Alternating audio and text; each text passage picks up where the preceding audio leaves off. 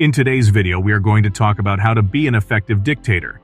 So before we get started, make sure to hit that subscribe button before you go. Dictatorship: a system of government in which a single person or a small group is granted unchecked absolute authority. The word dictatorship derives from the Latin word dictator, which in the Roman Republic was used to describe a temporary magistrate with extraordinary powers to handle national emergencies. But rather than being like ancient dictators, modern tyrants are more like them.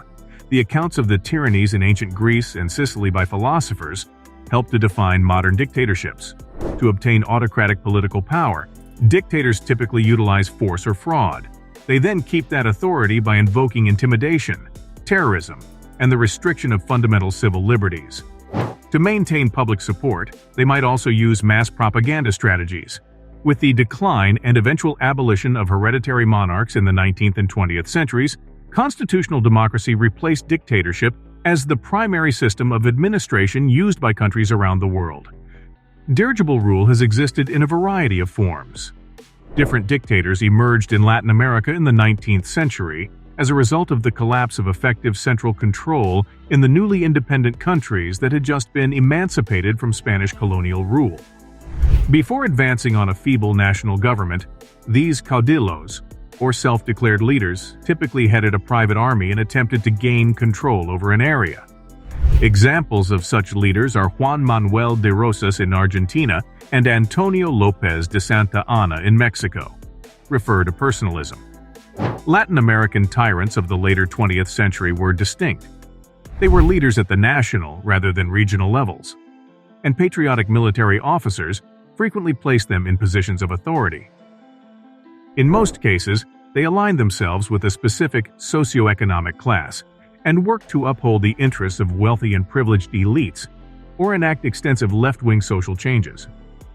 Following World War II, in the newly formed states of Africa and Asia, dictators quickly consolidated their power on top of the ruins of the Western colonial powers' constitutional arrangements, which had proven ineffective in the absence of a robust middle class and in the face of regional traditions of autocratic rule. By establishing one-party rule and repressing the opposition, elected presidents and prime ministers in some of these nations grabbed personal power, while the army seized control in other nations and imposed military dictatorships. The authoritarian regimes of Latin America or the post-colonial dictatorships of Africa and Asia were distinctly different from the communist and fascist dictatorships that formed in various technologically advanced nations in the first half of the 20th century. The two most notable examples of such contemporary totalitarian dictatorships are Nazi Germany under Adolf Hitler and the Soviet Union under Joseph Stalin.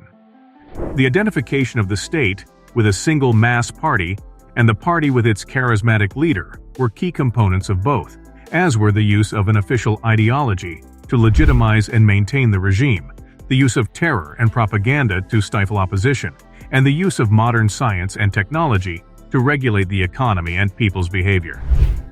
Following World War II, communist dictatorships of the same type as the Soviet Union arose in China, in Central and Eastern Europe, and other nations, though most of them, as well as the Soviet Union itself, had fallen by the end of the 20th century. Even most constitutional governments have granted emergency powers to the chief executive at times of domestic or international crises, and in some important occasions, this gave duly elected leaders the chance to topple democracy and rule dictatorially thereafter. Hitler's dictatorship in Germany, Benito Mussolini's in Italy, Kemal Ataturk's in Turkey, Joseph Piłsudski's in Poland, and Antonio de Oliveira Salazar's in Portugal, all began with the declaration of emergency rule. However, in other democracies such as Great Britain and the United States during World War II, when the use of extraordinary powers by the executive came to an end with the end of the wartime emergency, constitutional arrangements have endured relatively protracted periods of crisis. No one person should be in charge of everything. People make mistakes. Democracy forces leaders to listen to the opposition and try to reach compromises and see things from opposing views.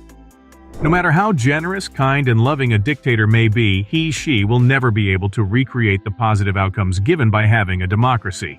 99% of human history is under absolute dictatorship, so every ruler is a dictator.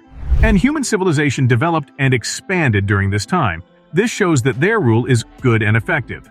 This means any so-called dictator As long as his intelligence and mental status are normal, he must be a good dictator.